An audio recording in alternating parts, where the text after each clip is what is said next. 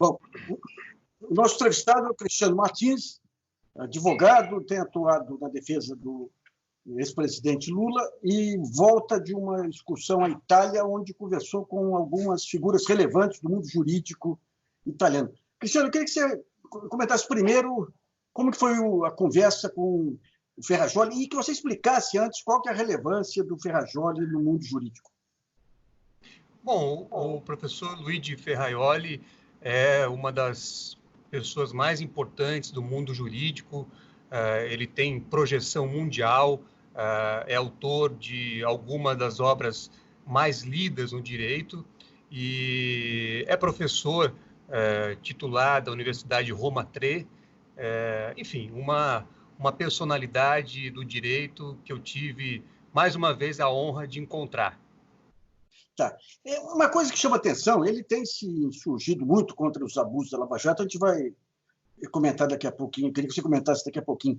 Mas ele, lá atrás, ele foi uma das pessoas, um dos juristas que trouxe a ideia de que estaríamos entrando na era do direito, na era dos juízes, que eles trariam a civilização à tona. Ele chegou a rever essa posição a partir desse protagonismo político dos juízes, não?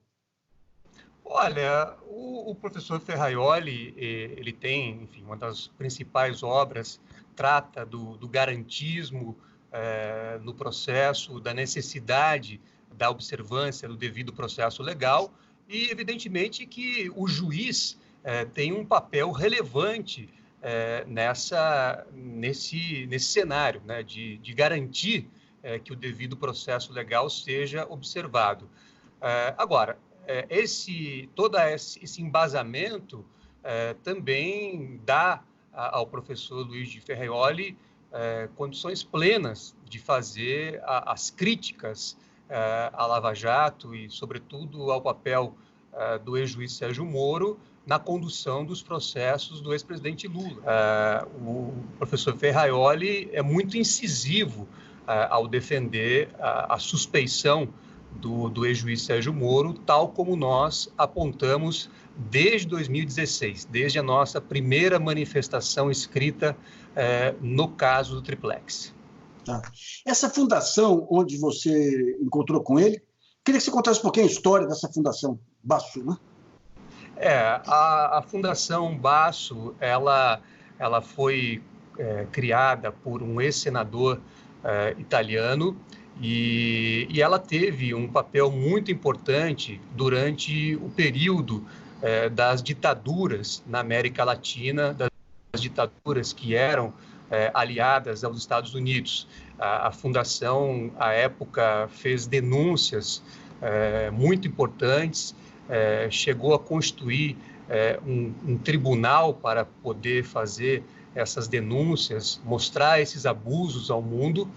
E o interessante é que, quando nós estivemos em 2017, eu e a Valesca, com o professor Ferrajoli, no Parlamento de Roma, ele fez uma observação muito importante. Ele disse, nós, da Fundação Basso, olhamos para o Brasil à época da ditadura com grande preocupação. E 50 anos depois, temos que voltar a olhar para o Brasil também com preocupação. Ele estava se referindo a essa situação que nós estamos vivendo aqui no nosso país, de desconstrução absoluta dos direitos, do devido processo legal, enfim, da própria Constituição. É importante registrar também, Nassif, que naquela oportunidade o professor Ferrajoli disse que o nosso país, o Brasil, tem uma das constituições mais avançadas do mundo em relação às garantias fundamentais. A Constituição prevê um rol extenso de garantias fundamentais e é um modelo avançado. Porém, o próprio professor Ferrajoli disse que, na prática, nós estamos esvaziando a nossa Constituição. Isso aí foi antes da ascensão de Jair Bolsonaro, né? Agora, com o Bolsonaro, qual o cenário que ele traçou em relação ao Brasil? O professor Ferrajoli vem acompanhando esse processo desde 2017. Eu e o Valesca estivemos com ele em 2 oportunidades, e agora ele, mais uma vez, foi atualizado, ele chegou a ler algumas peças, inclusive, do processo, e ele mostra, né, uma situação, uma análise de perplexidade em relação àquilo que nós estamos vivendo no nosso país. Não só em relação a esse cenário judicial de perseguição política e de todas as ordens, dentro da prática que nós classificamos de lawfare, mas também o cenário nacional como um todo que vem, enfim, retirando direitos da população, enfim, há um cenário de desconstrução. O Cristiano, você falou dos elogios que ele fez à Constituição Cidadã e dos temores com o desmonte da Constituição Cidadã. Ele chegou a analisar o papel do Supremo Tribunal Federal, que afinal é o guardião da Constituição? Não, ele não fez uma análise direta em relação à atuação do Supremo.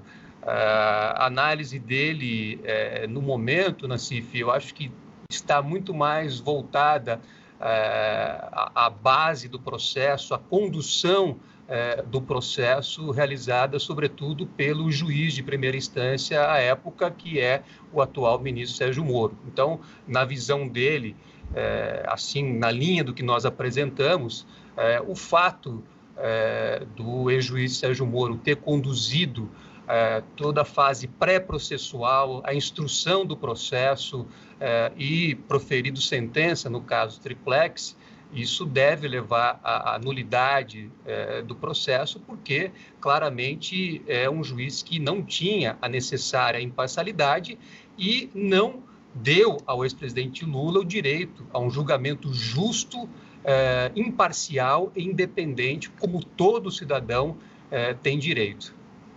Você conversou também com o Geraldo Colombo, que foi uma figura importante na Mãos Limpas. Eu queria primeiro que você contasse um pouquinho sobre ele e depois como foi a conversa.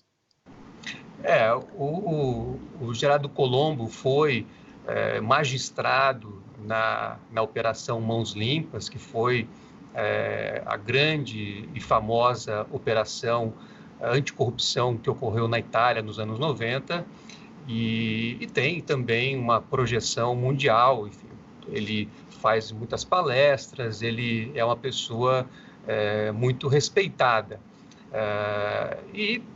Eu tive a honra de poder encontrá-lo também nessa viagem em Milão.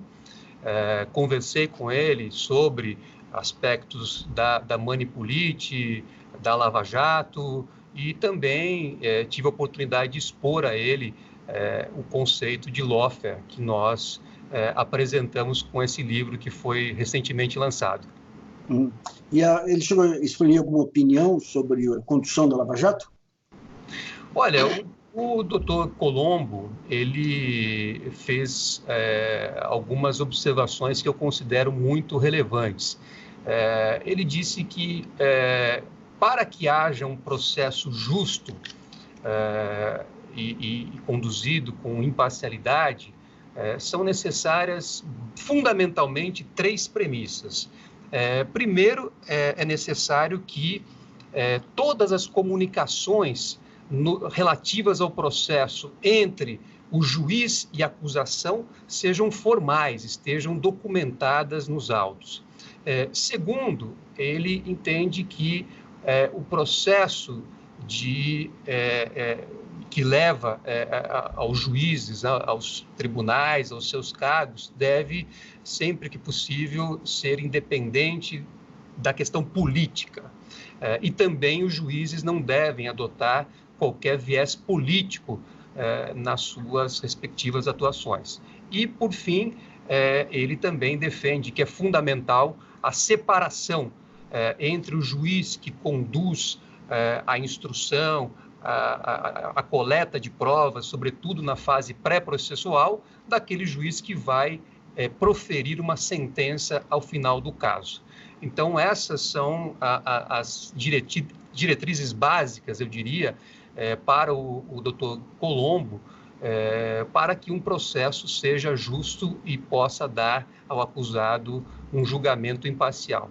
A partir disso, a minha constatação é que, na Lava Jato, sobretudo nos casos do ex-presidente Lula, nenhuma dessas premissas foi observada.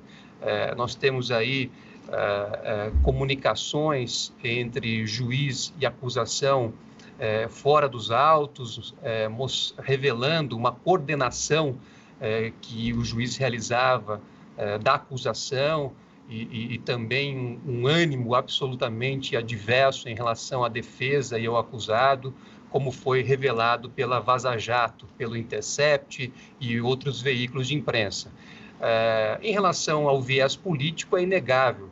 Nós sempre mostramos que havia uma coincidência entre os atos processuais e o calendário político do país.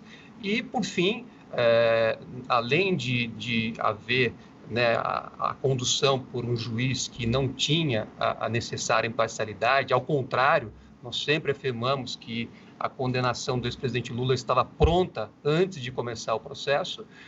Não há no Brasil, lamentavelmente, a figura do juiz das garantias, que é o juiz que atua na fase pré-processual durante as investigações, diferentemente daquele juiz que vai julgar o caso. Nós tivemos, sim, uma lei recente que instituiu essa figura, essa separação entre o juiz das garantias e o juiz que julga a ação penal, mas essa lei teve, pelo menos em relação a esse tema, os seus efeitos suspensos pelo Supremo Tribunal Federal.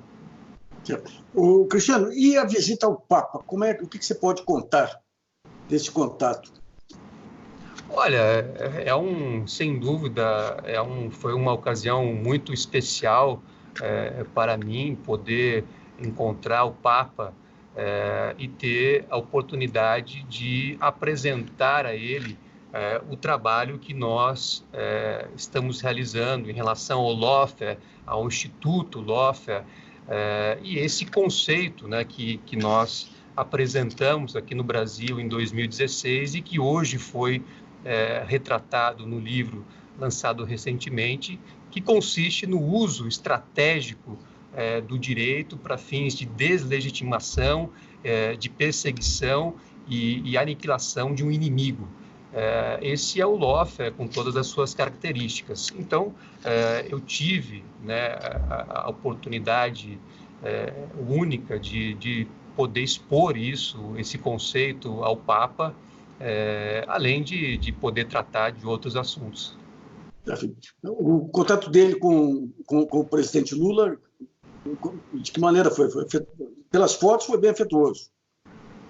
Ele recebeu todos nós, e evidentemente em especial ao ex-presidente Lula, com muita atenção, com muita cordialidade, eu diria até com alegria, e foi um encontro realmente memorável, um encontro que durou na totalidade aproximadamente 1 hora. Então, enfim, foram tratados ali de diversos assuntos, e em relação à minha participação, que foi na parte jurídica, na parte que diz respeito ao Lawfare, também ao próprio caso do ex-presidente Lula, eu saí de lá muito feliz e muito honrado com a oportunidade. Tá bom. Cristiano, obrigado aí por sua entrevista ao GG. Muito obrigado, Nassif. Eu agradeço a você e a todos que estão aqui nos assistindo. Deixa eu parar aqui.